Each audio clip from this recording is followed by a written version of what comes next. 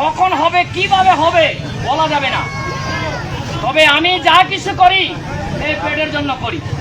বাবারে 30টা হাত দান দেওয়ার সময় আপনার যত বড়ই বন্ধু হোক, কেউ কাউকে দেখে কিন্তু হাসতে পারবেন না। যদি হাসেন তার তো আশীর্বাদ কাজে লাগবে। তার ভিতরে কি রহস্য জানা আছে চেহারা দেখে বলতে পারবেন না। এই 10 মিনিট দিয়ে আমি কোটিপতি হব না, আর আপনি গরিব হবেন না। যদি পকেটে থাকে সবাই খুশি, যেমন কর্ম তেমন ফল। এটা আপনি দানের উদ্দেশ্যে দিচ্ছেন।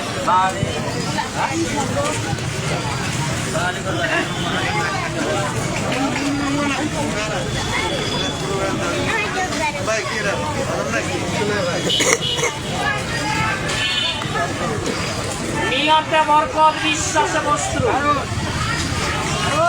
টাকা জীবনে বহু যাবে আসবে, এই আমল সাধনে মানুষ দান করে কোটিপতি